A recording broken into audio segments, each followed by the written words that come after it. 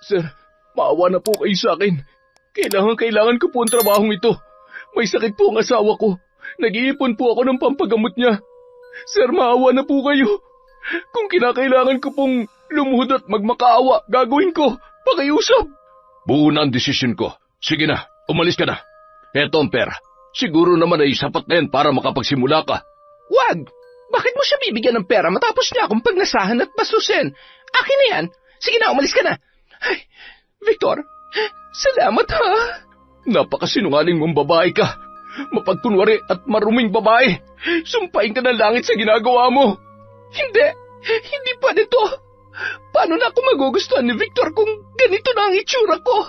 Hindi niya ako pwede makita ng ganito. Paano na ang mga luho ko? Kailangan ko maibalik sa dati ang katawan ko. Hindi! Taon 2016. Maynila. Dapit hapon na, kaya naman nagmamadaling umuwi si Mang Dado. Lakad-takbo niya ng tinatahak ang makipot na daan patungo sa kanilang bahay dahil sa pag-alala para sa kanyang may sakit na asawa na si Aling Tasya. Naiiwan lamang mag-isa ang babae sa bahay dahil pumapasok naman sa eskwela ang kanyang nag-iisang anak na si Mia. Panghapon ang klase ng dalagita kaya madalas ay nauuna pang makauwi ang ama galing sa kanyang trabaho. Sa umaga, naaasikaso pa ni Mia ang kanyang nanay kaya bago pumasok ang dalaga ay inihahanda niya na ang mga kakailanganin noon para hindi na yon mahirapan pang magkikilos. Tasya, asawa ko, nandito na ako. Kumusta na ang pakiramdam mo? Ayos ka lang ba? Ayos lamang ako. Kagaya ng dati. Hindi maganda ang pakiramdam ko pero kaya pa naman. Kakayanin. Para kung nahihilo at hirap pa rin ako makabangon. Mabuti na lang at may nilagang halamang gamot si Mia at medyo naibsan ang pagkahilo ko. Buti at may mga tinanim tayong sambong. Malaking tulong din yun sa akin. Tubong probinsya ang mag-anak at mas pinili nilang manirahan sa nasabing lugar kung saan sila naroon dahil sa pagbabaka sakali na magkaroon sila ng maginhawang buhay. Ngunit tila doble pa ang hirap na kanilang nararanasan dahil mababa lamang ang sahod na kinikita ni Mang Dado bilang janitor sa isang kumpanya. Sapat lamang yun sa pang-araw-araw na pangangailangan ng kanilang pamilya. At sinabayan pa ng pagkakasakit ng kanyang asawa, kaya naman madalas ay kinakapos sila ng pera. Sandali at lulutuin ko lang itong dala kong gulay. Pasensya na, asawa ko ha. Ito lang ang nakayanang bilhin ng pera ko. Nagtira pa kasi ako para sa pambaon ni Mia bukas. Hamot, sa susunod, bibili ako ng karne at ilalaga ko para naman makahigop ka ng sabaw at lumakas na kasi ang katawan mo. Medyo nangangayayat ka na rin eh. Huwag mo kong alalahanin, asawa ko. Kung anong meron ay kakainin ko. Pasensya ka na ha. Kung nagiging pabigat na ako sa inyo, hindi man lamang ako nakakatulong sa mga gastusin natin. Kung hindi sana ako nagpumilit na umalis tayo ng probinsya ay hindi sana tayo maghihirap ng ganito. Ano ka ba? Huwag mo nang sisihin ang sarili mo. Kaya natin to. May awa ang Diyos. Malalampasan natin ang lahat ng problema. Sana lamang ay makalubag-lubag tayo para mapatingnan na kita sa doktor. Umupo si Mang Dado sa tabi ng kanyang asawa at hinimas-himas ang buhok ni Aling Tasya. Hinagkan niya yun sa noo bago siya nagpatuloy sa pagluluto ng kanilang hapunan. Kinabukasan, maagang gumising si Mang Dado para mag-asikaso ng kanilang almusal, habang ang anak naman nilang si Mia ay mahimbing pang natutulog. Bago siya umalis ay ginigising na niya ang dalaga para asikasuhin si Aling Tasya. Pagkatapos pakainin ni Mia ang kanyang ina, ay mabilis nitong tinapos ang mga gawaing bahay bago siya pumasok sa kanyang eskwelahan. Napakasipag ng dalaga at halos maluhaluhang pinagmamasdan ni Aling Tasya ang kanyang anak. Mia, anak, halika nga dito saglit. Pasensya ka na kung ikaw na ang gumagawa ng mga yan. Kung kaya lang sana ni nanay ay, hayaan mo, pag gumaling na ako, pag-aaral na lamang ang aatupagin mo. Mag-aral ka na mabuti, anak, ha? Ayaw ko nang danasin mo ang hirap na pinagdadaanan namin ng tatay mo kung sakaling magkakaroon ka na ng sarili mong pamilya pagdating ng araw. Gustuhin man namin mabigyan ka ng magandang buhay. Tila hindi na namin kaya. Hindi mapigilan ni Aling Tasya na pumatak ang mga luha habang niyayakap ang anak. Samantala, nagtataka si Mang Dado nang makita niya na may mahabang pila sa labas ng opisina ng kanilang boss.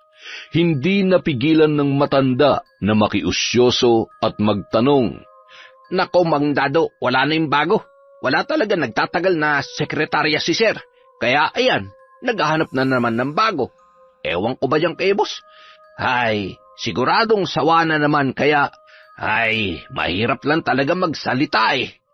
Napailing-iling na lamang si Mang Dado dahil sa tinuran ng lalaki.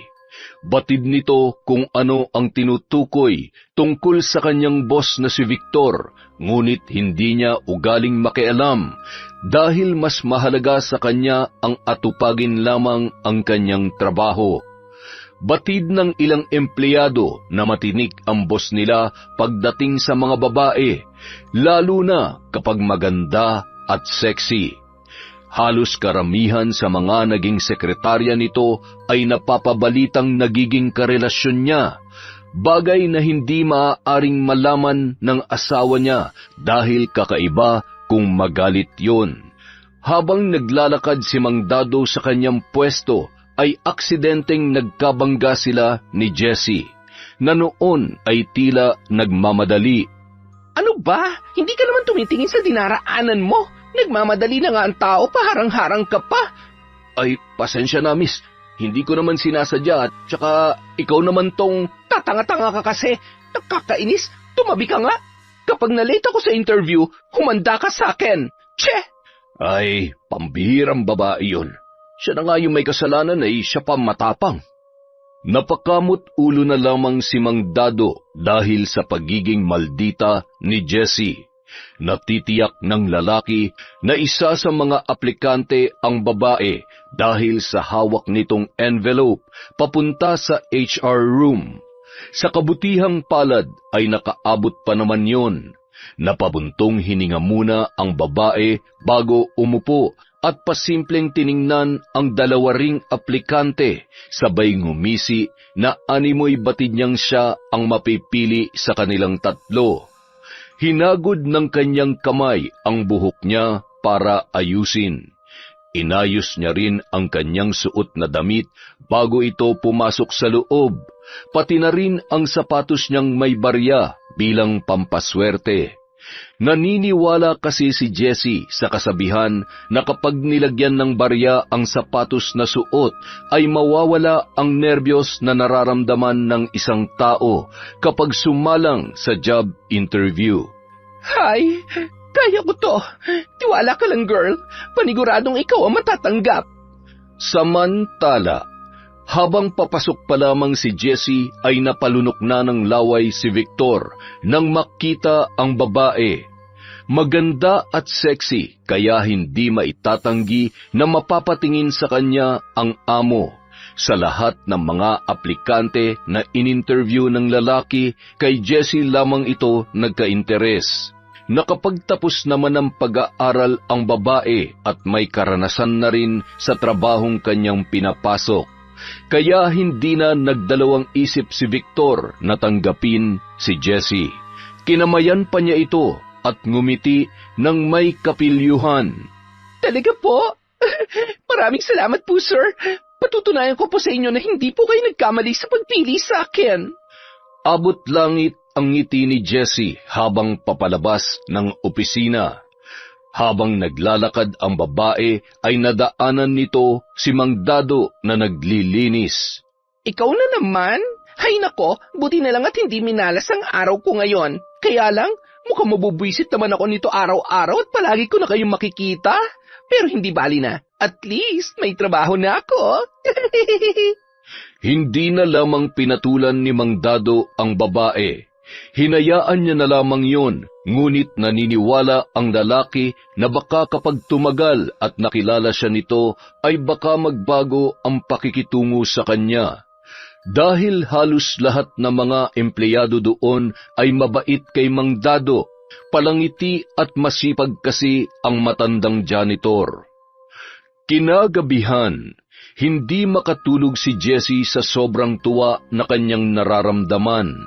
Inihanda na niya ang kanyang susuotin sa pagpasok sa opisina kinabukasan. Hoy girl, matulog ka na at may pasok ka na bukas. Bawal ka malate. Kailangan magpakitang gilas ka para matuwa sa'yo si Sir Victor. Ang pogi niya pa naman kahit medyo may edad na. Ang sarap pumasok kapag araw-araw kang makakakita ng pogi. Hay, loka ka talaga, self. Pag yan nalaman ng boyfriend mo, lagot ka. Kinabukasan, maagang nag-asikaso si Jessie. Maaga rin siyang nakarating sa opisinang kanyang papasukan. Sa katunayan, siya ang kauna-unahang dumating doon. Habang naghihintay si Jessie na magbukas ang kumpanya, sakto namang kararating lamang ni Mang Dado. Binati niya ang babae, ngunit matipid na ngiti lamang ang itinugon noon. Ilang minuto lang, nagsidatingan na rin ang mga empleyado at pumasok na ang lahat sa loob. Habang si Jessie ay nasa tabi at pinagmamasdan ang kanyang mga katrabaho sa kanilang mga ginagawa, maya-maya pa ay tinawag siya ng isang babae at sinimulan na ang pagtuturo sa kanya ng mga dapat niyang gawin at tandaan. Madali lang naman pala mga gagawin. Kayang-kaya ko yan. Sisiw lang sa akin yan. Huwag ko lang makita yung matandang yon at masisira ang araw ko. Ewan ko ba, naaalibadbaran talaga ako sa kanya. Noong araw ding yun, pagkatapos ng trabaho ni Jessie ay sinundo siya ng kanyang boyfriend at kumain sila sa labas para mag-celebrate sa pagkakaroon niya ng bagong trabaho. Nang maihatid na si Jessie ng kanyang boyfriend sa bahay, ay agad na itong nagpahinga. Ramdam niya ang pagod sa buong maghapon ng pagtatrabaho. Nanibago rin kasi ang kanyang katawan sa pabalik-balik sa iba't ibang departamento ng kumpanyang yon. Sunod-sunod na rin ang kanyang paghikab dahil sa labis na antok na kanyang nararamdaman.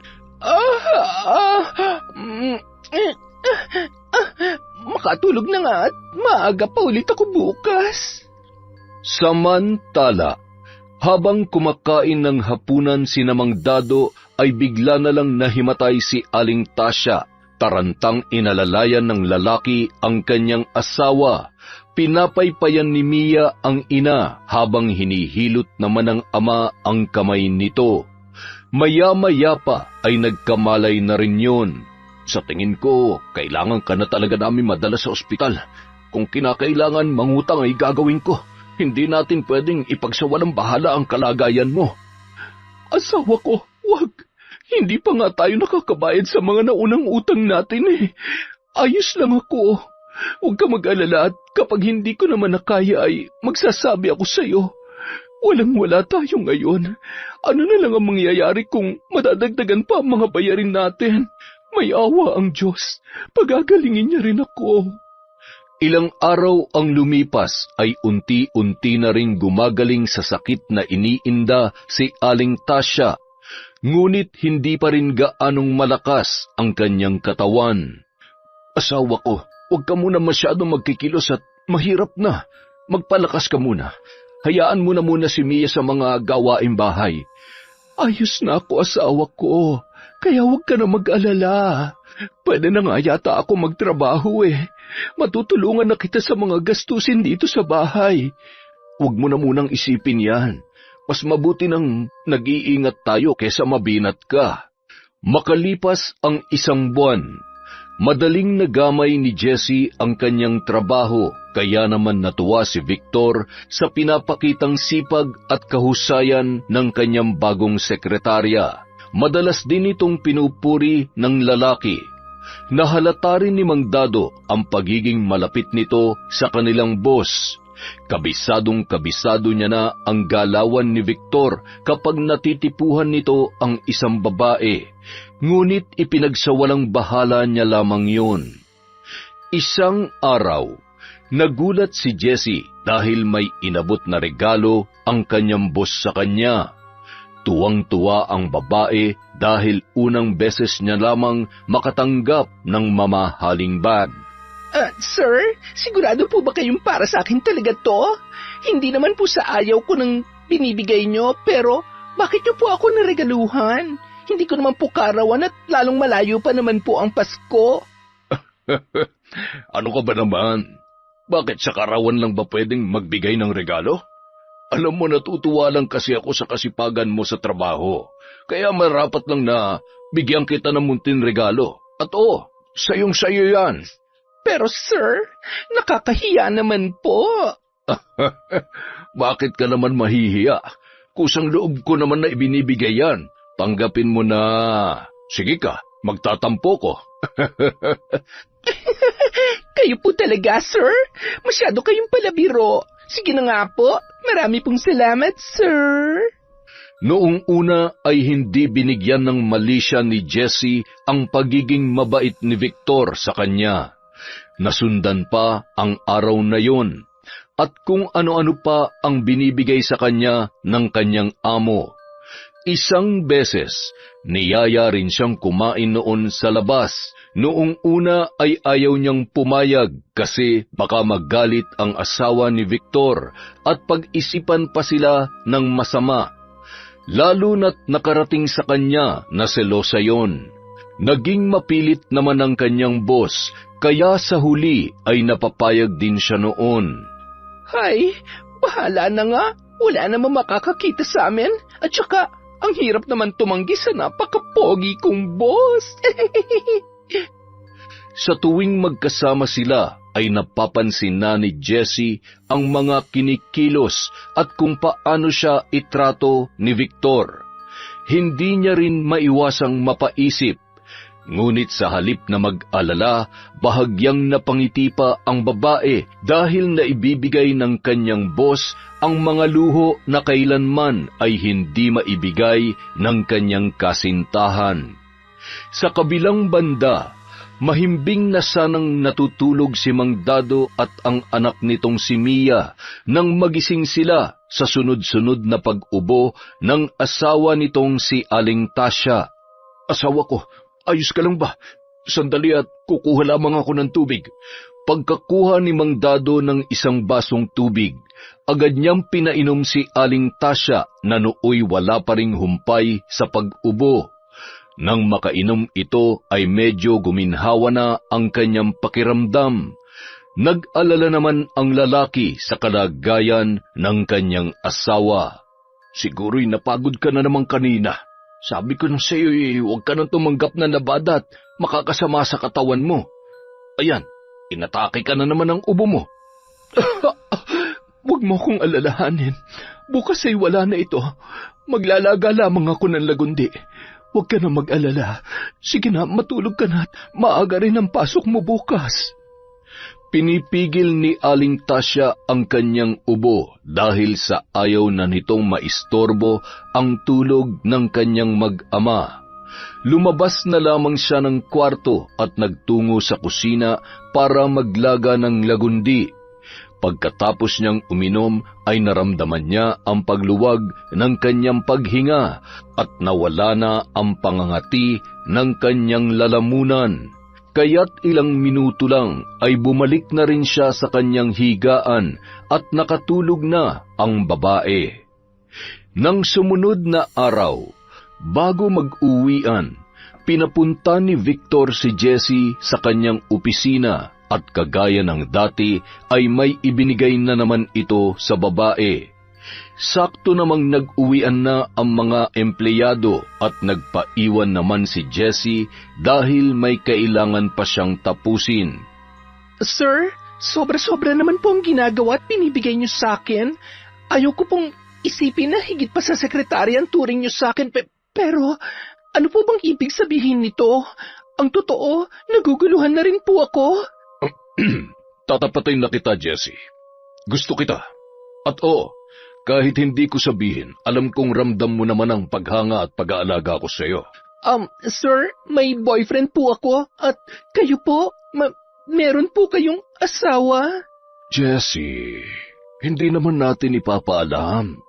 Tayo lang dalawang makakaalam nito. Maganda ka, mabait at maaasahan. Sa tingin ko, unti-unti nang nahuhulog ang loob ko sa iyo eh. Alam ko na alam mo kung ano ang ibig kong sabihin. Boss, ano pong... Nagulat si Jessie kay Victor nang hawakan siya nito sa bewang at marahan siyang hinagkan. Nang matauhan ay bigla niyang naitulak yon. Pasensya na po kayo, hindi ko sinasadya. Nabigla lamang po ako. Ayos lang, naiintindihan ko. Ihahatid na kita pag-uwi mo. Huwag na po. Susunduin po kasi ako ng boyfriend ko. Ganun ba? Sige, mag-iingat kayo. Kung maaari sana, bukas ay ako naman na maghatid sa iyo, Jessie. Kinagabihan, pagka-uwi ng bahay ni Jessie, hindi mawaglit sa kanyang isipan ang mga sinabi ng kanyang amo. Hanggang sa kanyang pagtulog ay yun pa rin ang kanyang nasa isip. Dahil sa maluho ang babae at tuwang-tuwa ito sa tuwing binibigyan siya ng lalaki ng mga mamahaling gamit, ay walang pagdadalawang isip na sasakyan at tatanggapin niya na ang inaalok ng kanyang boss. Isa pa, natatakot rin siya na kapag tinanggihan niya yon ay baka mawalan siya ng trabaho. Ito na ang sagot sa mga dasal ko. Kung papatulan ko si Sir, hindi ko na kailangan magpakapagod sa paulit-ulit na pag-a-apply ng trabaho. At saka, ano naman ang aasahan ko sa boyfriend ko? Mukhang wala naman siyang plano na maghanap ng mas magandang trabaho. Kay tandang Victor, magbubuhay prinsesa ako. Kaya lang, mahal ko yung mokong na yun. Pero, mabubusog ka ba sa pagmamahal, ha, Jessie? Hay, mag-isip ka nga na maayos. Huwag mo sayangin ang oportunidad na lumalapit sa iyo. Kinabukasan, lalong nag-ayos at nagpaganda si Jessie. Bago pumasok sa opisina ni Victor, ay matagal niya munang tinitigan ang sarili sa salamin. Siniguro niya na mas lalong magagandahan sa kanya ang lalaki. Halos lumuwa naman ang mata ni Victor na tinititigan ang magandang hubog ng kanyang katawan. Biglang isinara ni Victor ang pinto ng kanyang opisina at agad na hinila at mahigpit na niyakap si Jessie. Mukhang lalo ka yatang nagpaganda at nagpabango ngayon Hindi naman. Ikaw talaga lagi mo na lang akong pinubola. Boss, tungkol po sa sinabi niyo sa akin kahapon, pumapayag na po ako. Talaga? Hindi nga. Sobrang saya ko, Jessie. Hindi mo pagsisisihan ito. Mula nung araw na yon, ay madalas nang magpaiwan si Jessie sa opisina.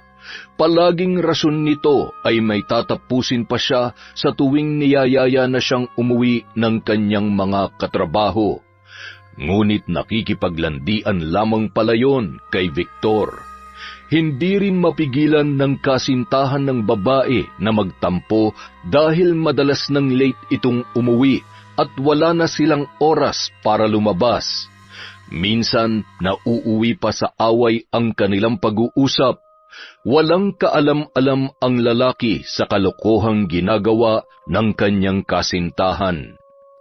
Samantala, kahit na medyo nahihirapan si Aling Tasya dahil sa mayat-mayang pag-ubo, ay pinilit pa rin nitong tumanggap ng labada sa kagustuhan na makatulong sa kanyang asawa.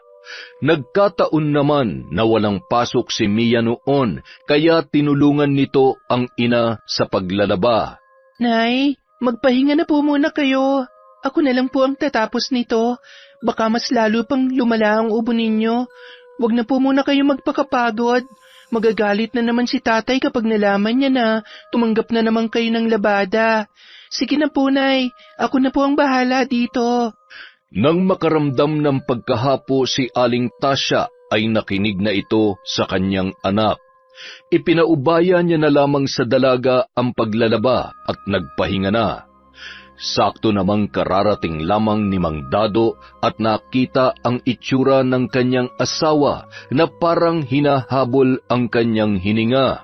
Ang tigas naman ng ulo mo, Tasya eh. Di ba sabi ko na sa'yo huwag ka nang tumanggap ng labada? Sa halip na makatulong ay mas lalo mo lamang pinapalala ang sitwasyon. Paano kung lumala yung sakit mo? Abay kulang pa yung kikitain mo sa paglalaba. Hayaan mo na ako na lamang ang dumiskarte sa mga gastusin natin. Oo nga, Nay. Ayaw nyo kasi makinig eh. Sinabihan ko na nga po kanina na huwag na maglaba at mapapagod lang siya. Nahihiya daw po siya sa inyo, Tay. Pakiramdam niya daw po, pabigat na siya sa atin. Oh, ayan. Pinagtutulungan niyo na naman ako mag-ama. Sige na, pasensya na. Gusto ko lamang naman na makatulong. Hindi ko naman akalain na... Sino ba naman ang gustong maging pabigat at... Ay, asawa ko, mas mahalaga sa amin ang anak mong kaligtasan mo. Kaya utang na loob, huwag mo nang pilitin ang sarili mo. Tingnan mo, sa halip na tuluyang kang gumaling ay nagkakasakit ka na naman. Sige na, tumahan ka na. Pasensya na kung nakapagsalita na naman ako ng hindi mo gusto. Nag-aalala lang naman ako sa kalagayan mo. Naaawa rin naman ang mag-asawa sa kanilang anak. Madalas siyang tuksuhin ng kanyang mga kaklase dahil sa kanilang estado sa buhay. Ni hindi man lamang nila mabilhan ng bagong uniforme ang dalaga at maging ang butas na sapatos ay pinagtsatsagaang suotin ni Mia. Pero kahit ganoon ay nagpapasalamat pa rin ang dalaga at ni minsan ay hindi nagawa noong magreklamo. May awa ang Diyos. Malalampasan din natin ang paghihirap na ito. Balang araw, makakaahon din tayo. Huwag tayo mawala ng pag-asa. Magpahinga na muna kayo. Sige na, ako na ang magluluto ng hapunan natin. Kahit napagod sa trabaho si Mang Dado ay pinilit niya pa ring makapagluto dahil naawa siya kay Mia. Alam niya na pagod na rin sa paglalaba ang kanyang anak. Kahit nahihirapan sila mag-asawa ay hindi rin nila maitago ang kasiyahan sa kanilang mga muka tuwing nakikita nila kung gaano sila kaswerte sa kanilang anak na si Mia. Isang araw, nang mag-uwian na ang ibang mga empleyado ay agad na sinimulan ni Mang Dado ang paglilinis. Lagi niyang pinapahuling linisan ang opisina ni Victor dahil minsan ay may tinatapos pa ang boss niya, kaya ayaw niya itong istorbohin.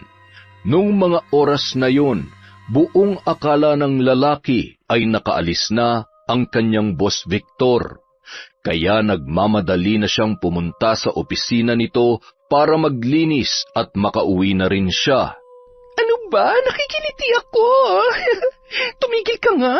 Baka may makarinig at makakita sa atin. Isusumbong tayo niyan sa asawa mo.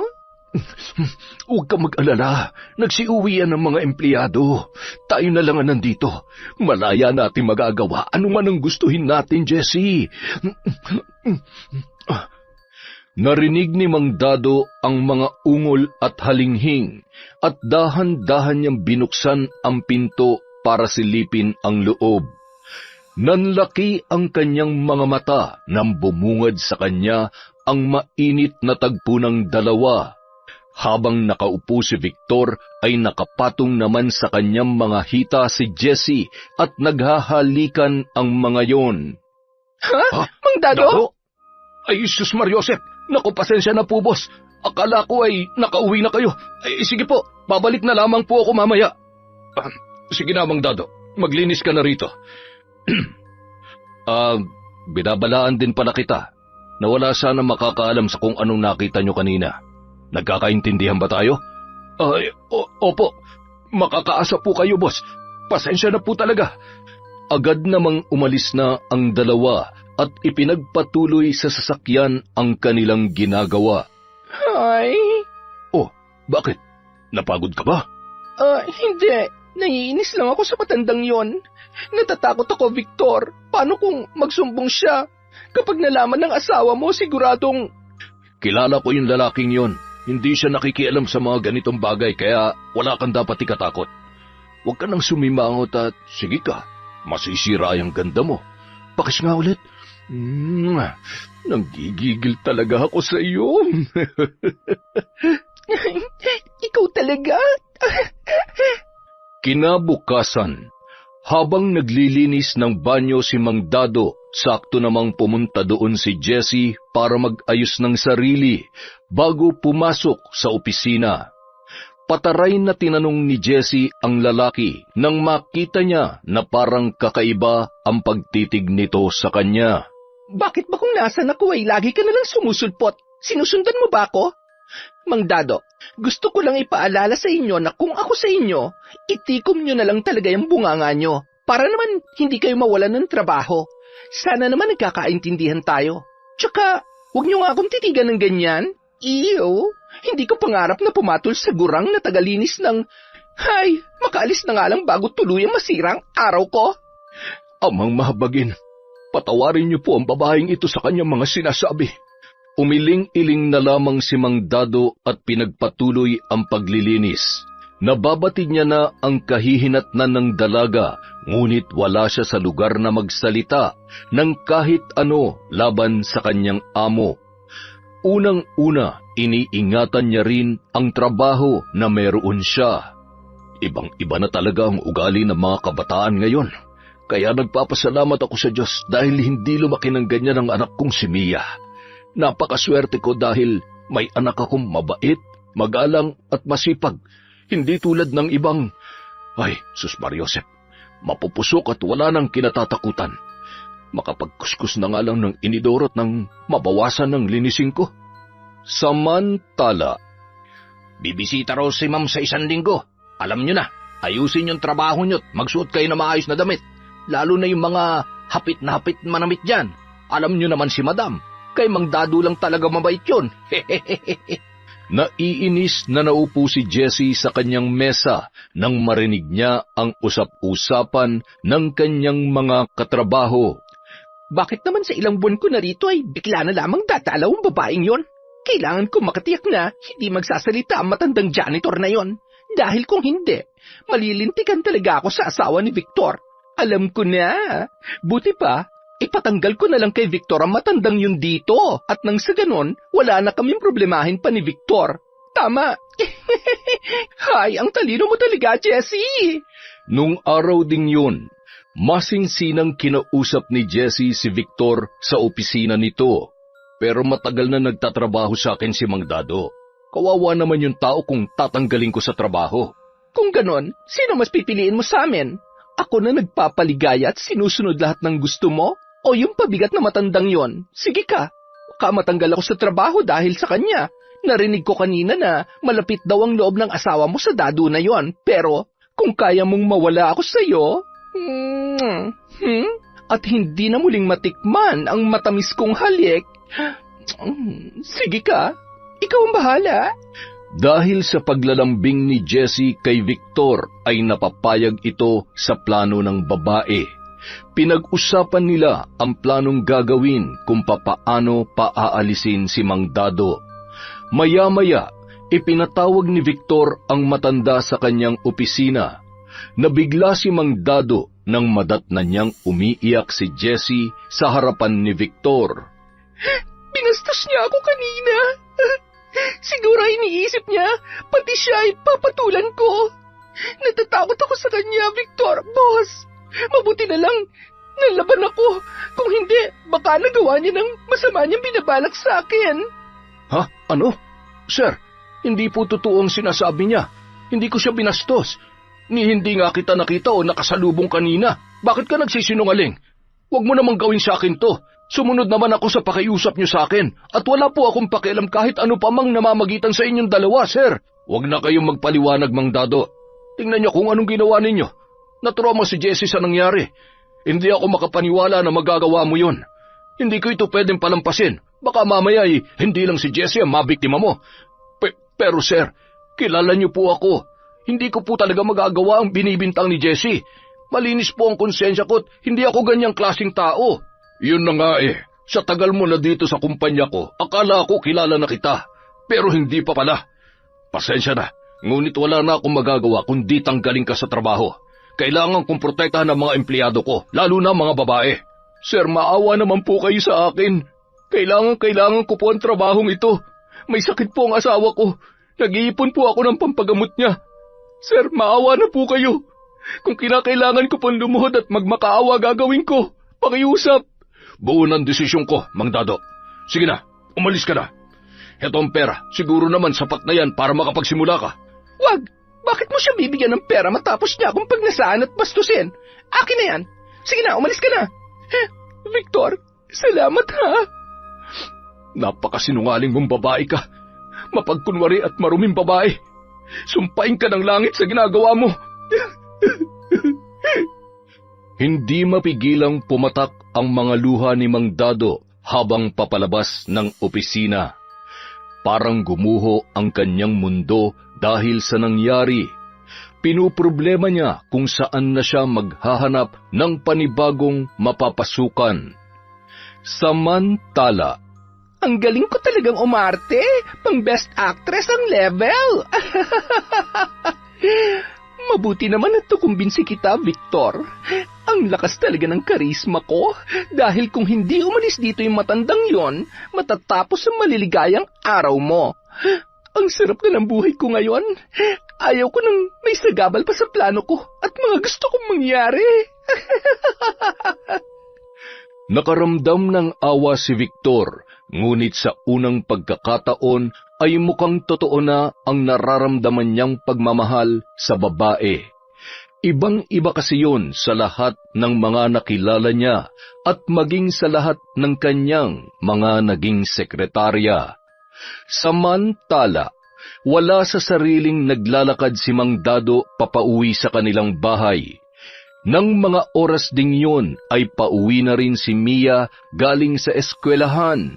Maaga silang pinauwi dahil sumama ang pakiramdam ng kanyang guro. Paulit-ulit na tinatawag ng dalaga ang kanyang ama, ngunit parang hindi siya naririnig noon. Patakbong hinabol ni Mia si Mang Dado. Kahit anong tawag niya ay hindi pa rin siya nililingon ng kanyang ama. Humihingal na ang dalaga nang maabutan niya si Mang Dado. Tay, kanina ko pa po kayo tinatawag. Hindi niyo po ba ako naririnig? Oh, Mia anak, ikaw pala. Bakit ang aga mong umuwi? Wala ka na bang pasok? Pasensya na at hindi kita narinig. May iniisip lang kasi si tatay eh.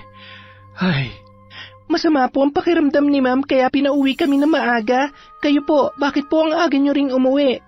Tsaka, bakit po ganyan ang itsura niyo? Umiyak po ba kayo? Bakit po namumugtuy ang mga mata niyo, tay? May problema po ba? May nang-away po ba sa inyo sa trabaho? Nasaktan po ba kayo, tay? Tay, sagutin niyo po ang tanong ko. Kumalma ka anak.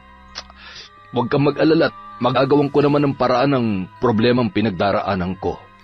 Tumigil muna saglit ang mag-ama at naupo sa may gilid ng daan. Doon ikinuwento ni Mang Dado sa anak na si Mia ang mga nangyari. Ayaw niya sanang ipaalam sa kanyang anak ang pagkatanggal niya sa trabaho, ngunit hindi niya na mapigilan na maglabas ng sama ng loob.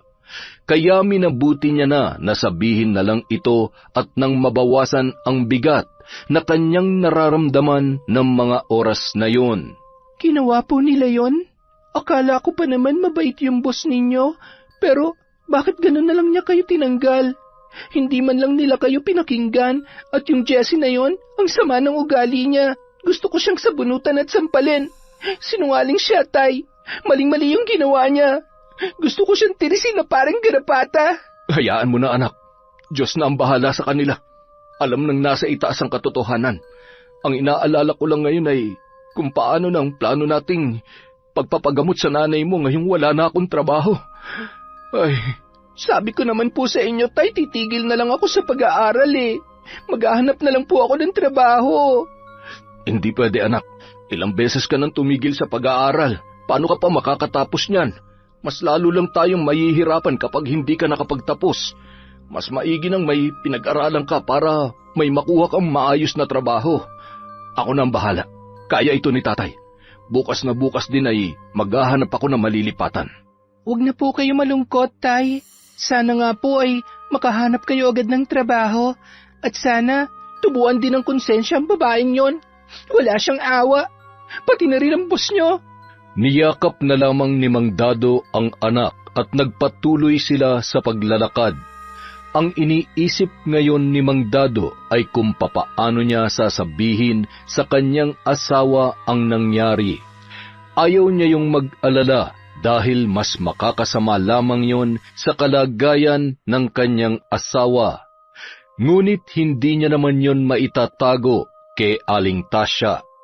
Nang makarating ng bahay ang mag-ama, nagulat si Aling Tasya at magkasamang umuwi sina Mia at Mang Dado. Oh, bakit ganyan ang itsura nyo? Parang Biyernes Santo yung mga mukha ninyo. Ano nangyari? Teka, ngayon lang yata kayo nagkasabay na umuwi ah. Mas pinili na lang muna ni Mang Dado na wag sabihin sa asawa ang mga nangyari nung araw na yon. Inasikaso na lamang ng lalaki ang kanilang hapunan. Pilit namang kinukulit ni Aling Tasya ang anak kung ano ang nangyari sa kanyang tatay at napakatahimik noon. Naninibago ang babae sa kanyang asawa dahil hindi niya ito makausap ng maayos. Mia, ano ba nangyari sa tatay mo? Bakit ang tahimik niya? Kinakausap ko pero parang iniiwasan niya ako. Magsabi nga kayo ng totoo, ano ba talaga nangyari? May problema ba ang tatay mo? Sandali lang po, may titingnan lang po ako sa kwarto, Nay. Abat, ano ba nangyayari sa mga ito? Ay nako! Nakiramdam na lamang si Aling Tasya sa kanyang mag-ama. Batid niya na may hindi sinasabi ang mga yon. Kinabukasan, maagang nagising si Aling Tasya, ngunit ipinagtataka nito kung bakit hindi pa nag-aasikaso si Mang Dado sa pagpasok sa kanyang trabaho. Kaya muli niya na namang tinanong yun. Napansin din ng babae na napakalalim ng iniisip ng kanyang asawa habang humihigop ng kape. Dado, sabihin mo nga sa akin, may problema ka ba sa trabaho? Bakit parang wala ka yatang planong pumasok? Nasisante ka ba? Kapag hindi mo sinagot ang tanong ko, pupunta ako sa... Oo na, ito na, sasabihin ko na. Pambihira ka naman talaga, oo. Ayaw ko lang naman kasi na mag-alala ka. Ayaw niyo ako mag-alala eh. Halos hindi na ako makatulog sa kakaisip kung anong sinisikreto niyo sa akin. Ang totoo, nasisante ako dahil sa bagong sekretarya ni boss. Pinagbintangan ako na binastos ko daw siya. Hindi ko nga nakita ang anino ng babae na yung kahapon. Gumawa lang siya ng kwento dahil siguradong iniisip niya na ipagkakalat ko ang nakita kong kalokohan nila ni boss sa opisina. Sa tingin ko ay pinagkaisahan nila ako. Hindi ko lubos maisip na magagawa sa akin to ni Victor pagkatapos ng matagal ko ng pagsiservisyo sa kanyang kumpanya. Ay, buwisit na babaeng yun. Kabago-bago ang lakas ng loob. Isa rin yung boss mo na saksakan ng kakatihan sa mga babae. Hayaan mo sila. Darating din ang karma nila. Lalabas at lalabas din ang katotohanan. Mahuli nawa sila ng asawa ng Victor na yon. Kaya lamang, paano na tayo ngayon? Paano ng pag-aaral ng anak natin? Pinakalma ni Mang Dado ang kanyang asawa. Mabuti na lamang at nakinig naman ang babae. Narinig ni Mia ang pag-aalala ng kanyang mga magulang. Nagpumilit naman ito na tumigil na sa pag-aaral at magtatrabaho, ngunit hindi sumang-ayon ang ama nito. Makalipas ang isang araw, sinubukan ni Mang Dado na maghanap ng trabaho, ngunit wala siyang mapasukan. Halos wala nang tumatanggap sa kanya dahil may kaedaran na rin siya. Sinubukan naman ulit ni Aling Tasya na maglabada sa tulong ng kanilang anak na si Mia. Wala nang nagawa pa si Mang Dado kundi hayaan na lamang ang kanyang asawa kesa naman magutom sila. Tumutulong na lang din siya upang mas mapadali ang paglalaba ng kanyang mag-ina. Tasha, asawa ko, tama na yan. Maupo ka na dyan sa tabi. Kami nang bahala dito. Huwag na matigas ang ulo. Makinig ka naman sa akin. Mamaya ay uubuhin at mahihirapan ka na namang huminga niyan.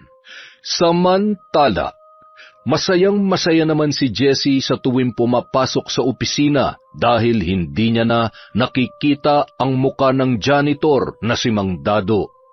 Nawala na rin ang kanyang pangamba na makarating sa asawa ni Victor ang kanilang lihim na relasyon. Hay, ang sarap sa pakiramdam niya. Wala na akong nakikitang pakalat-kalat na amoy basura dito sa opisina. Siguro ay nagkukumahog na siya ngayong mga lakal para may pakain sa kanyang pamilya. Kung may pamilya nga siya. Dapat sa ganun ay nabubuhay na mag-isa dahil wala naman yun may papakain sa asawa't anak. Tumanda na't lahat-lahat bilang tagawalis ng alikabok at tagakuskus ng inidoro. Ew, so kadiri! Isang araw, muling umalis si Mang Dado para magbaka sakali na makahanap muli ng trabaho. Mia, anak! Hindi ako makahinga! Diyos ko! May dugo! Nay! Nay! Gumising ka! Tulong! Tulungan niyo po kami! Agad namang sumaklolo ang mababait nilang mga kapitbahay na tumulong upang maisugod sa ospital si Aling Tasha. Samantala, biglang nakaramdam ng hindi maipaliwanag na kaba si Mang Dado. Ilang beses na rin siyang tinanggihan ng mga sinubukan niyang pasukan. Dahil sa pagkadismaya at pag-iisip kung paano siya makakahanap ng trabaho, ay muntik pa siyang masagi ng sasakyan habang siya ay tumatawid. Biglang pumasok sa kanyang isip si Aling Tasha at ang kanyang anak na si Mia. Kaya dali-dali itong umuwi ng bahay sa hindi maipaliwanag na dahilan. Teka, nasaan ang mag-ina ko? Tasha, asawa ko! Nasaan kayo? Mia! Hindi naman sila umaalis ng bahay. Saan kaya nagpunta yung dalawang yun? Narinig ng kapitbahay ang pagsigaw ni Mang Dado. Patakbo nitong pinuntahan ang lalaki para ibalita ang nangyari sa kanyang asawang si Aling Tasha. Humihingal pa ito habang binibigkas ang mga salita. Mang Dado, may masama po nangyari sa asawa ninyo. Isinugod po siya sa ospital. Puntahan niyo na po. Halina po kayo. Iangkas ko na lamang po kayo sa motor. Tarantang tinungo ni Mang Dado ang ospital sa tulong ng kanilang butihing kapitbahay kung saan dinala ang kanyang asawa. Nadatnan ng lalaki ang anak na si Mia na umiiyak habang nakahiga sa kama ang babae at wala pa ring malay. Nang makita ng dalaga ang ama, ay agad niya itong niyakap at humagulgol ng iyak. Anak, ano nangyari sa nanay mo? Kumusta ang lagay niya? Nahimatay po siya kanina at sumuka po siya ng dugo, Tay. Anong gagawin natin? Saan tayo kukuha ng pera? Anong sabi ng doktor? Bakit hanggang ngayon hindi pa nagigising ang nanay mo? Posible raw na may kanser na sa baga si nanay. Hindi pa tumatalab yung gamot na itinurok sa kanya. Kapag hindi daw naagapan ang sakit niya, baka bumigay ang katawan niya at hindi niya nakayanin. Ayaw ko pong mawala si nanay, Tay. Halo-halo na ang nararamdaman ni Mang Dado nung mga oras na yun. Hindi niya na alam kung saan siya kukuha ng pera na pampagamot para sa kanyang asawa. Hindi niya naman maaaring pabayaan si Aling Tasha. Maraming gagawing test sa asawa niya at mahaba-habang gamutan ang kailangan. Kaya matatagalan bago mailabas sa ospital si Aling Tasha. Kailangan nila maghanda ng malaking pera. Dahil sa pangyayaring yun ay napilitan si Mia na tumigil sa pag-aaral para mabantayan ang kanyang ina sa ospital. Mia, anak, ikaw na muna ang bahala sa nanay mo. May pupuntahan lamang ako saglit. Asawa ko, magpalakas ka. Gagaling ka. Magagamot ng doktor ang sakit mo. Huwag ka mag-alala sa gastusin dito sa ospital, ha? Mahal na mahal kita. Hindi naman mapigilang mag-alala ni Aling Tasya para sa kanyang asawa. Hindi nito alam kung saan kukuha ng malaking halaga si Mang Dado. Dado, ilabas niyo na lamang ako dito sa ospital. Maayos ng pakiramdam ko. Malaki pang babayaran natin kapag tumagal pa ako dito. Hindi pwede, mahal ko. Kahit magkano pa magastos natin. Ang mahalaga'y gumaling ka. Ang pera, pwede yung makuha kahit saan. Basta, gagawa ako ng paraan. Kahit na ano gagawin ko para lamang makakuha tayo ng pambayad dito. Makalipas ang ilang oras, sa isang opisina na pinuntahan ni Mang Dado. Nagpapatawa ka ba, tanda? Ikaw mag-a-apply ng trabaho?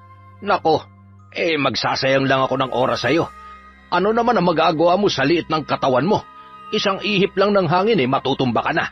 Kailangan dito yung malalakas. Ay nako, buti pa umalis ka na. Naaalibadbaran ako sa'yo. Unti-unti nang nawawalan ng pag-asa si Mang Dado. Tumulong man ang kanilang mga kapitbahay na nag-aabot ng maliliit na halaga na makakadagdag sa kanilang gastusin, ay kulang na kulang pa rin. Makalipas ang mahigit 1 linggo, hindi pa rin nakakalabas ng ospital si Aling Tasya at mas lalong nadadagdagan ang kanilang bayarin. Lalo din lumalala ang kanyang kalagayan. Nagpaalam si Mang Dado na uuwi muna sa bahay at makalipas ang maghapon ay hindi pa rin yon bumabalik ng ospital. Kaya nag-aalala na si Mia para sa kanyang ama. Minabuti nitong umuwi muna ng bahay at tingnan ng ama habang naroon ang isa sa mga kaibigan ng kanyang nanay. Laking panlulumo niya nang madatnan ang kanyang ama na hawak ang kutsilyo at umiiyak. Tila ba nawawala na yun sa kanyang sarili para pagtangkaang tapusin ang kanyang buhay. Tay, anong ginagawa niyo? Kung nahihirapan na kayo sa sitwasyon natin, hindi yan ang solusyon. Hindi po ba kayo naaawa sa amin ni nanay? Paano na lang kung iiwan niyo kami? Tatay, may sakit si nanay. Kapag nawala ka, anong gagawin ko sa inyo? Paano ko kayo ipapalibing, ha? Iiwan niyo ba talaga kami sa ganitong kalagayan? Patawarin mo ko, anak, kung naging mahina ako at makasarili. Nasa kagustuhan kong takasan ang problema natin. Hindi ko nainisip na mas lalo ko lamang pinabibigat ang sitwasyon. Patawarin niyo ko, anak. Gulong-gulo na ang utak ko. Wala akong kwentang ama at asawa. Patawarin mo ko. Tay, kailangan ko po kayo. Huwag niyo po kaming iiwan ni nanay. Labis na awa ang naramdaman ni Mia sa naging epekto ng mga nangyari sa kanyang ama. Sa sobrang galit nito sa mga taong naging dahilan ng pagkawala sa trabaho ng kanyang ama, sumagi sa kanyang isip ang itim na karunungan na minsan na ring itinuro sa kanya ni Aling Tasya. Ito na ang pagkakataon. Sabi ni inay, gagamitin ko lamang ito kapag kailangan na. Kailangan ko kayong turuan ng leksyon. Lalo-lalo ka na, ambisyosang babae ka. Hinabak mo lahat, makuha mo lamang ang gusto mo. Kahit na may inosenteng taong madadamay, pagsisisihan mong ginawa mo sa tatay ko. Magbabayad kayo. Tandaan niyo yan. Kinaumagahan, nang maging maayos na ang pakiramdam ni Mang Dado, pumunta na siya sa ospital para palitan sa pagbabantay ang kanyang anak na si Mia. Ang dalaga naman ang umuwi sa kanilang bahay para makapaligo at makapagpalit ng damit. Nang araw ding yun, Sinamantala ni Mia na gawin ang pambabarang sa mga taong nagkasala sa kanyang ama gamit ang larawan na kanyang napili mula sa social media account ni na Jessie at Victor. Ngayon humanda kayo. Matitikman yung galit ng anak ng kinawawa niyong janitor. Ipapalansap ko sa inyo ang bunga ng mga kasalanang ginawa niyo. Sariling kaligayahan niyo lang ang iniisip niyo. Hindi na kayo naawa sa taong nagsusumikap para sa kanyang pamilya. Hindi niyo may tatago ang baho at kataksinan niyo. Nagtungo si Mia sa kwarto ng kanyang mga magulang at binuksan ang kabinet kung saan itinago ng kanyang ina ang aklat ng karunungan. Ngayong kumpleto ng mga kailangan ko, maaari ko nang simulan ng ritual. Napakaamo ng mga mukha ninyo. Akala mo kung sinong mga mababait, mga walang puso. Kung gaano kaamo ang pagmumukha nyo, kabaligtaran ng ugali ninyo. Lasapin nyo ang parusang nararapat sa mga taong maitim ang buti at buhay pa'y nasusunog na mga kaluluwa sa impyerno. Agad nang sinimulan ni Mia ang orasyon. Kumuha ang dalaga ng isang garapon, 3 itim na maliliit na kandila. Sa likod ng larawan ni na Jessie at Victor, sinulat niya ang buong pangalan ng dalawa at isinulat din niya ang kasalanang ginawa nito sa kanyang ama. Nilagay niya sa loob ng garapon ang 3 kandila at sinindihan. Inilagay niya rin ang litrato ng dalawa at unti-unti yung sinunog. Habang nasusunog ang mga litrato ay unti-unti ring nauupos ang mga kandila. Nang matunaw na ang kandila at naging abo na ang mga litrato, tsaka niya inilagay ang 3 kalawanging pako. Hinipan ng 3 beses ng dalaga ang garapon bago niya ito tinakpan. Naghukay si Mia kung saan niya ibabaon ang garapon. Pagkatapos niyang ibaon sa lupa, ay muli siya nag-usal ng isang orasyon. Sa isang iglap, biglang dumilim ang paligid at sunod-sunod ang pagguhit sa kalangitan ng nagngangalit na mga kidlat. Bumuhos ang malakas na ulan at masayang nilalasap ng dalaga ang bawat patak na bumubuhos sa kanyang muka.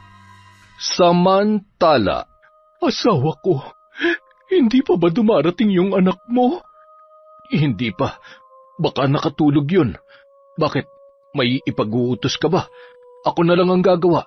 Hayaan na muna natin si Mia para makapagpahinga muna siya sa bahay. Wala naman. Bigla lamang akong kinabahan. Pakiramdam ko may nangyayari na hindi maganda.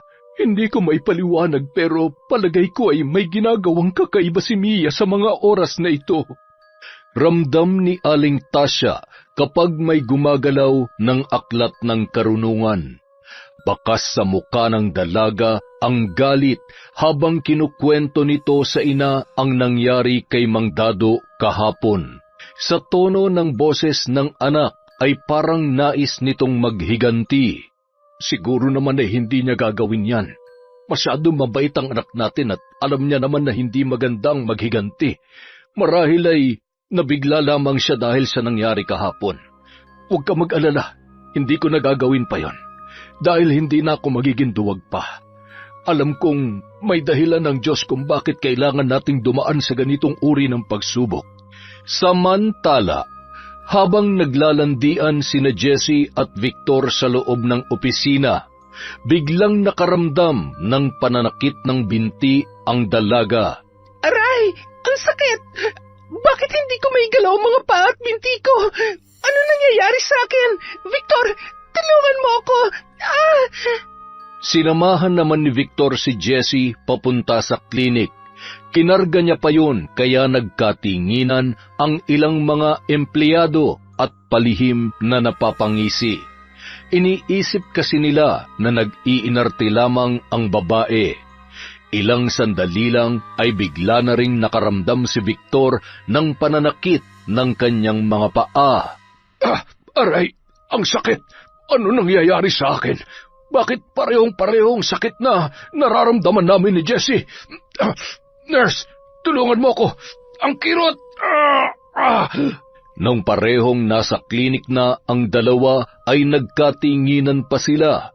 Pareho silang nagtataka sa kanilang nararamdaman. At kahit na pinainom na sila ng gamot ay hindi pa rin mawala ang sakit na parang mababali ang kanilang mga buto sa tuwing igagalaw nila ang kanilang mga binti. Makalipas ang 2 araw, hindi muna pumasok si Jessie sa trabaho dahil halos hindi na nito maigalaw ang kanyang buong katawan. Unti-unti niya ring napapansin ang paglobo ng kanyang mga hita, paa at kamay at maging ang kanyang muka ay namamaga na rin. Tumulo ang luha ng babae nang makita ang sarili sa salamin. Nawala ang napakagandang hubog ng kanyang katawan. Maging ang kanyang pinakaiingatang muka ay hindi rin nakalampas. Hindi pwede to. Paano na ako magugustuhan ni Victor kung ganito ang itsura ko? Hindi niya ako pwedeng makita ng ganito. Paano na mga luho ko? Kailangan ko maibalik sa dati ang katawan ko. Hindi! Hindi normal ang paglaki ng katawan ni Jessie, kaya alam niya na may kakaibang nangyayari sa kanya. Kaya lang ay hindi niya matukoy ang dahilan ng pagbabagong yon. Isang araw, hindi na kinaya ni Jessie ang pananakit ng kanyang buong katawan. Wala siyang ibang mahingian ng tulong dahil kahit ang kanyang kasintahan ay itinakwil na siya at nakipaghiwalay na nang malaman nito ang kanyang pinaggagawa. Pinandirihan nito si Jessie at tuluyan ng iniwan. Kaya kahit na nahihirapan ang babae ay nagpumilit itong pumunta sa opisina ni Victor para humingi ng tulong. Nanlaki ang mga mata ng lalaki nang makita niya ang dalaga. Maging ang kanyang mga katrabaho ay nagulat at muntik nang hindi makilala si Jessie. Jessie, ikaw ba yan? Ano nangyari sa'yo? Bakit ganyan ang itsura mo? Ano bang kinain mo tumaba ka na ng ganyan? Hindi ito normal na taba, Victor. May kakaibang nangyayari sa akin. Ngunit hindi ko alam kung ano at bakit. Tulungan mo ako. Hirap na ako. Pareho lamang tayo. Gabi-gabi palagi akong nananaginip na masama. At sa tuwing magigising ako, nahihirapan akong maigalaw ang mga paa ko. Pero ilang sandali lang nawawala naman. Pabalik-balik at hindi ko maintindihan. Hindi sinasadyang marinig ng katrabaho ni Jessie ang pinag-uusapan ng dalawa nang sakto itong pumasok sa opisina ni Victor at may papipirmahan sa kanyang amo. Mawalang galang na po sa inyo, sir. Hindi naman po sa nakikialam ako. Narinig ko po kasi ang pinag-uusapan ninyo ni Jessie. Hindi po kaya binabarang kayo? Ayon sa aking narinig ay hindi normal ang mga nangyayari sa inyo. Taga-Sikihor po kasi ako kaya alam ko po ang mga ganyang kababalaghan. Barang? Totoo ba yan? At sino naman ang pwedeng gumawa nito sa amin? At ano naman ang kanyang dahilan para gawin ito? Ay, hindi ko rin po alam. Baka naman po may matindi kayong kasalanan na nagawa o may tao na masama ang loob o may matinding galit sa inyo. Muling nagkatinginan ang dalawa. Doon lamang nila naisip na posibleng naghihiganti si Mang Dado dahil sa nangyari sa kanya. Samantala, nang makarating sa ospital si Mia ay agad na kinumpronta ni Aling Tasya ang kanyang anak. Mia, anak, tapatin mo nga ako. Pinakialaman mo ba ang aklat ng karunungan? Ginamit mo ba yon? Sabihin mo sa akin ang totoo. Patawarin niyo po ako, inay, kung sinaway ko ang bilin ninyo. Gusto ko lamang po silang turuan ng leksyon. Paglalaruan ko lang sila, hindi ko naman po sila papatayin. Kahit na anak, malaking kasalanan pa rin sa Diyos ang maghiganti. Pinaubaya mo na lamang sana sa Panginoon ang pagpaparusa sa kanila. Di ba sabi ko sa iyo, hanggat maaari ay huwag mong hahawakan at gagamitin ang aklat. Naiintindihan ko po kayo, Nay. Pero sabi niyo rin noon, may tamang panahon para gamitin yon kaya niyo itinuro sa akin. Ngayon na po yung tamang panahon na yon. Kailangan nilang maintindihan na hindi sa lahat ng oras ang mahihirap na katulad natin ay mananahimik na lamang kapag pinagkaitan at inapakan. Kaya tayo minamaliit dahil hindi tayo lumalaban, Nay. Wala nang nagawa pa si Aling Tasya kundi yakapin ang anak para pakalmahin yun. Tahimik na ipinagdasal na lamang niya ang kanyang anak at inihingi ng tawad sa Panginoon. Sakto namang pagdating ni Mang Dado na may dalang magandang balita. Nakahiram ng pera ang lalaki sa kanyang kaibigan, kaya mabibili niya na ang ibang gamot na kakailanganin ng kanyang asawa.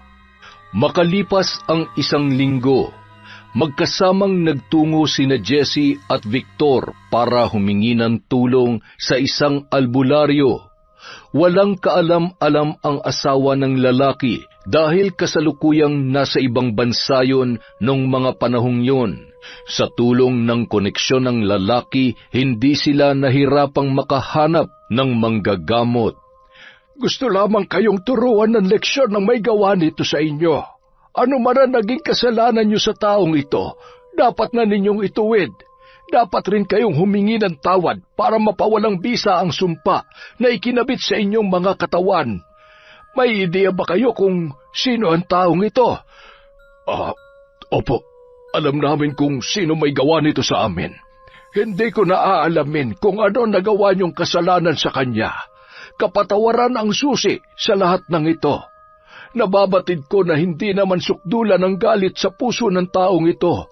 Gusto lang talaga niyang bigyan kayo ng leksyon at mapagtanto ninyo ang inyong nagawang kasalanan. Gamit ang 1 medalyon, nag-usal ng panalangin ang matandang manggagamot. Tinusok niya ng karayom sa katawan si Jessie. Nanlaki ang mga mata ng babae nang makita na walang humpay ang pagbulwak ng tubig at pag-agos nito mula sa kanyang katawan. Ilang sandali lang, unti-unti na yung nanumbalik sa normal.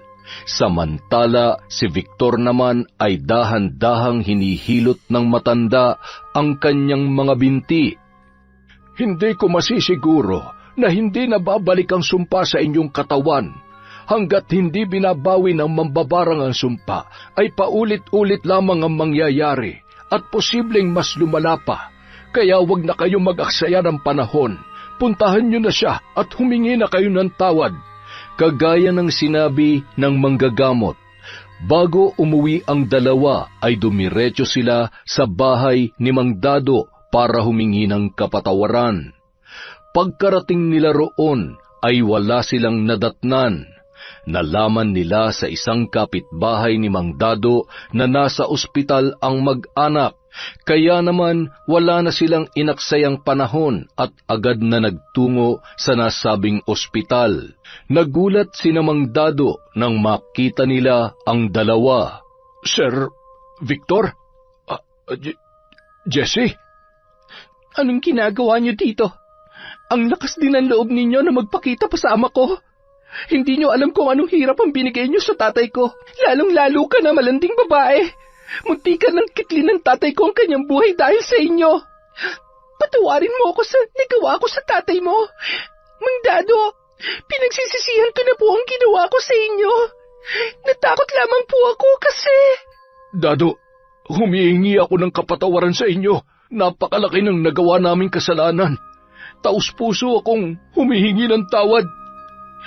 Mia, patawarin mo kami. Nakikiusap ako na bawiin mo na ang sumpa sa amin. Alam na namin na ikaw ang bumabarang sa amin. Pangako, magbabago na ako. Itatama ako na ang mga pagkakamali ko. Lumuhod pa sina Victor at Jessie kina Mia at Mang Dado habang paulit-ulit na humihingi ng tawad. Nakita naman ni Mang Dado na sinsero sila sa kanilang mga sinasabi.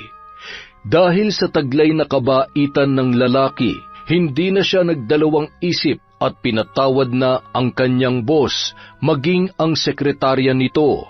Mia, anak, patawarin mo na rin sila. Bawiin mo na ang barang na ikinabit mo sa kanilang katawan. Nagsisisi naman na sila at nangako na magbabago. Sige na anak, ako na ang nakikiusap sa iyo. Hindi, Tay. Hindi po yun ganun kadali. Kailangan pa nilang pagbayaran ng mga ginawa nila sa inyo.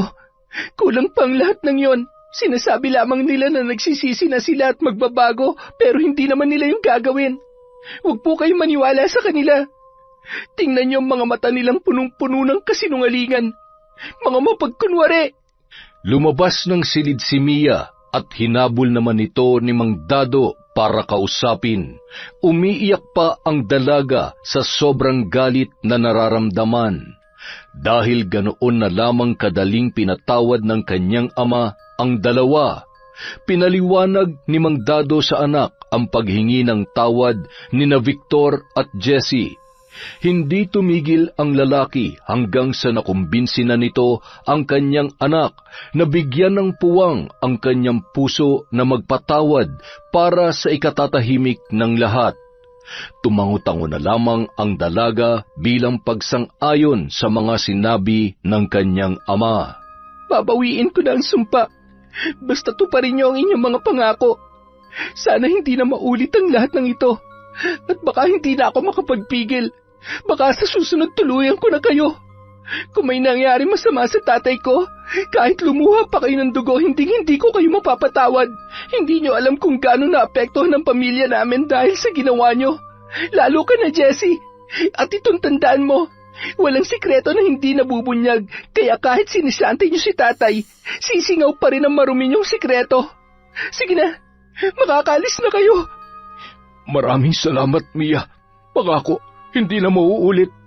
Natuto na kami at sa ngayon ay itatama na namin ang aming mga pagkakamali. Dado, maraming salamat ulit. Bakas ang tuwa at pag-asa sa mukha ni na Jessie at Victor. Malaking pasasalamat nila dahil nakuha nila ang hinihinging kapatawaran mula sa pamilya ni Mang Dado. Nagmamadaling umuwi si Mia sa bahay para bungkalin ang lupa kung saan niya ibinaon ang mga ginamit sa pambabarang.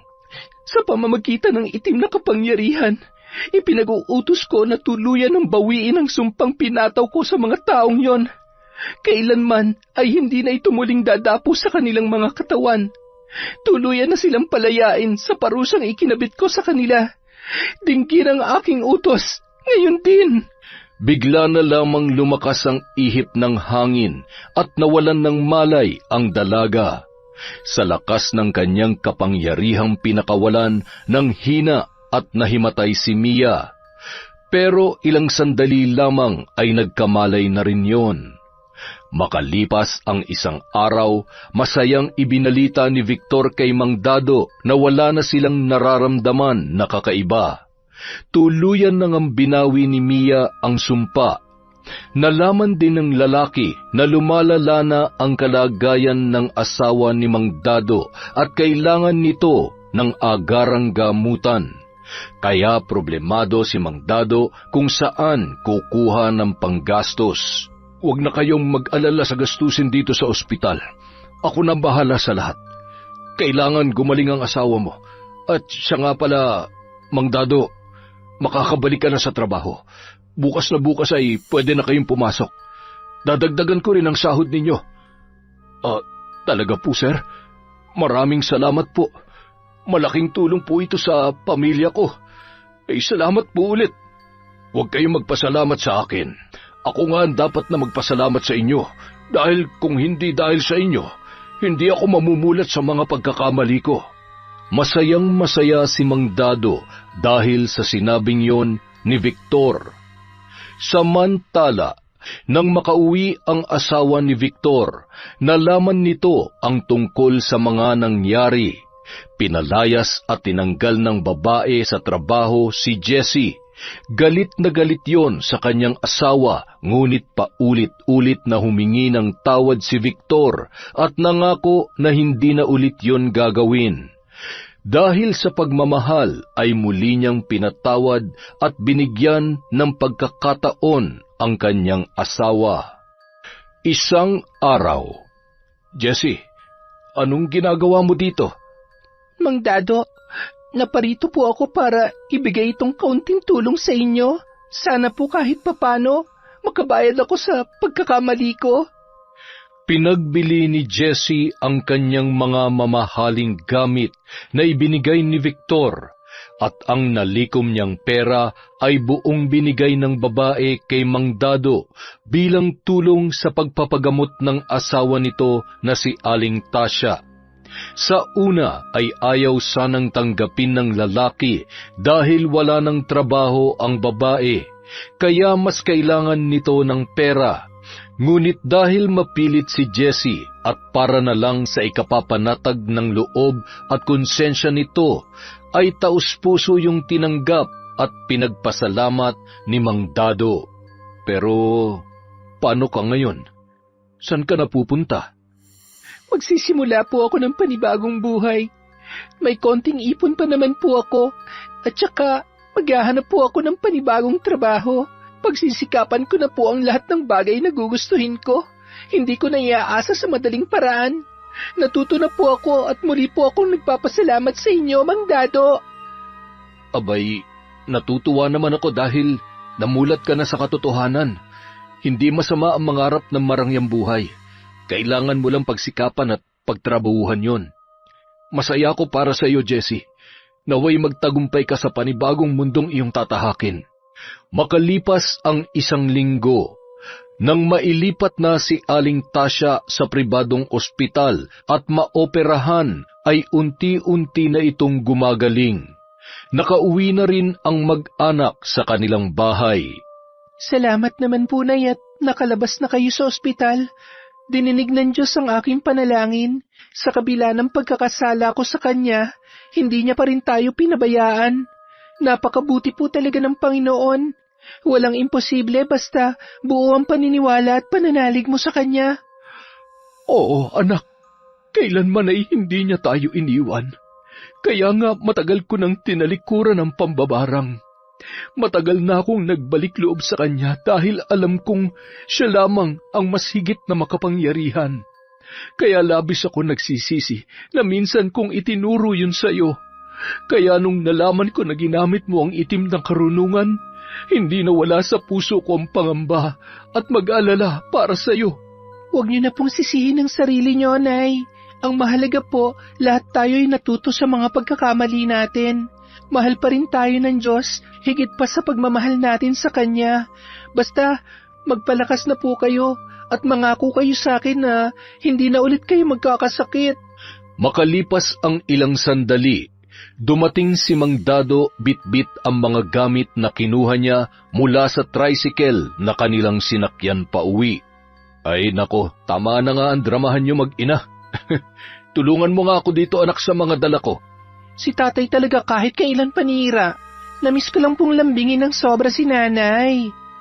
Mahigpit na nagyakapan ang tatlo at hindi na napigilang pumatak ang kanilang mga luha dahil sa labis na tuwa na sa kabila ng kanilang kinaharap na hamon ng buhay ay sama-sama nilang napagtagumpayan ang lahat ng yon.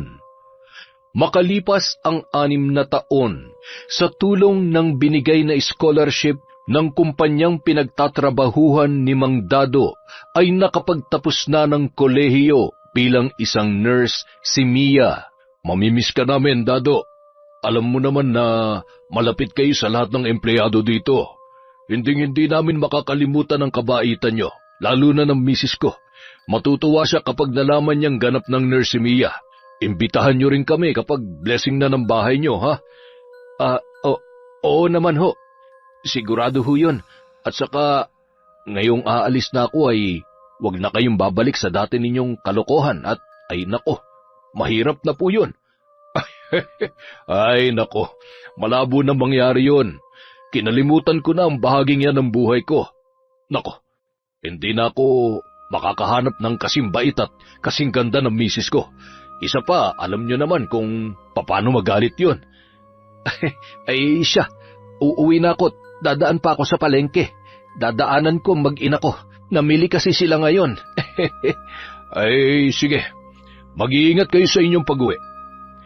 Habang naglalakad ang matanda, ay bigla naman siyang nabangga ng isang babae na noon ay naglalakad din. Tinulungan niya pang damputin ang mga nalaglag na gamit noon. Ma'am Jessie, kayo po ba yan? Mang Dado? Uy, ang taba niyo na ho at parang bumata kayo. San po kayo pupunta? Ay, dadaanan ko yung mag-ina ko dyan sa palengke. Ganoon po ba? Sige, sabay na po tayo. Gusto ko rin po silang makita, lalo na si Mia. Kumusta na ho siya? Nako, nurse na at nagtatrabaho na siya sa public hospital. Napakabilis ng panahon ano. Ikaw, kumusta ka na? Eto, sekretarya pa rin po. 3 taon na rin po ako doon. Ikakasal na rin ako sa dati kong kasintahan. Nagkabalikan po kami sa kabila ng mga nagawa kong pagkakamali sa kanya. Aba, ay talagang mahal ka nga niya. Masaya ako para sa iyo, iha. Masaya rin po ako para sa inyo, Mang Dado. Maswerte po kayo sa anak ninyo. Tara na ho at hanapin na natin ang mag-ina nyo. Siguro, mas lalong gumanda si Mia. Ay oo, siyempre, gwapo ang tatay tapos artistahin din ang nanay. Kanino pa ba magmamana yun? Kaya ikaw, kapag nagkaanak ka ay siguradong maganda rin ang magiging anak mo. Sana nga po. Sana po kamukha ko ang baby na nasa sinapupunan ko. Lugi naman ho ako kung dadalhin ko to ng 9 na buwan tapos magiging kamukha lang ng tatay niya. Ay wala namang problema dahil tatay niya naman yun. Isa pa, siguradong gwapo rin yung magiging asawa mo. Hindi ba? Ay nako, basta mabait po siya. Ay nako, luka-luka ka talaga. Siya, mag-iingat ka at madulas ha. Kumapit ka kaya sa braso ko't mahirap na, buntis ka pa naman. Ay, sige po, salamat po. Napakabait niyo po talaga. Samantala, habang namimili ang mag-ina ay napatingin yon sa isang direksyon, sabay kinalabit ni Aling Tasya si Mia. Mia, anak, tingnan mo. Ang tatay mo may kasamang babae. Nakaukyabit pa. Sandali lamang ha. Babae? Nasaan? Nay, sandali. Hintayin niyo po ako, Nay. Hoy, bitawan mo ang asawa ko. Ang kapal ng mukha mo, Dado. Kung kailan tumanda na tayo, tsaka mo pa nagawa mang babae. At ikaw babae ka, papatol ka na lang din dito sa kulubot na at hindi na nga yan. Aling Tasya, hindi niyo na po ba ako naaalala? Ako po ito, si Jessie. Ikaw? Pati ba naman ang asawa ko aagawin mo rin sa akin? Napakaingay mo naman. Hindi mo naman nilulugar ang pagsiselos mo. Ay, Diyos ko. Mag-aasawa ng pogi tapos magsiselos ng todo.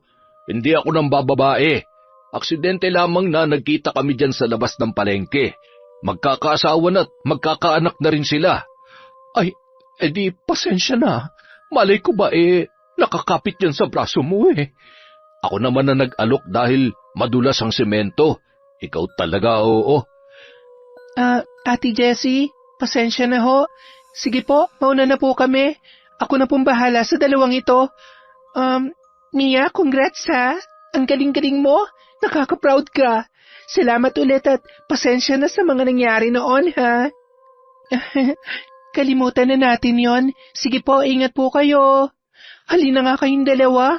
Pambihira naman talaga, oo, nakakahiya kaya. Pinagtitinginan na kayo ng mga tao. Nanay naman kasi sugod ng sugod Ewan ko nga ba dyan sa nanay mo? Para namang walang tiwala sa akin. Hoy, bati na tayo. Halikang kita ulit yan, sige ka. Huwag mo muna nga akong kausapin. Ay, halika na anak. Umuwi na tayo't hindi ko na kaya ang init. Nay, hindi naman po gaanong mainit Hindi ko na kaya ang init ng ulo ko. Tara na, tama na muna yan. Bukas na lang ulit tayo mamimili. Nak, mabuti pa, ibalik mo na yung isang bote ng toyo. Bakit po? Meron pa po ba sa bahay? Mukhang meron naman ang nanay mo Abat, talagang pinapainit mo ang ulo ko ha? Asawa ko naman. Sorry na. I love you. Anak, habang tumatagal lalo yatang gumaganda itong nanay mo. Maigi pa pakasalan ko na lang kaya ulit. Talaga? Pakakasalan mo ko ulit? May pambili ka ba ng singsing? Meron ka bang panggastos? Hay, tara na nga, umuwi na tayo. Sa bahay na lang natin pag-usapan yan. Maawa naman po kayo sa walang jowa. Samantala, nagtatrabaho na rin si Jessie sa isang malaking kumpanya bilang isang sekretarya. Muli rin silang nagkabalikan ng kanyang dating kasintahan at ikinasal na rin, nabiyayaan ng isang anak. Dahil maayos na ang buhay ng babae ay nagagawa na nitong bilhin ang lahat ng bagay na kanyang gustuhin. Yon, marami pong salamat sa pakikinig sa Kwentong Enteng. Pasensya na po kayo, sa susunod na po ang shoutout natin. Medyo marami lang pong ginagawa ulit si Kwentong Enteng. Again, maraming salamat po ulit mula sa Kwentong Enteng.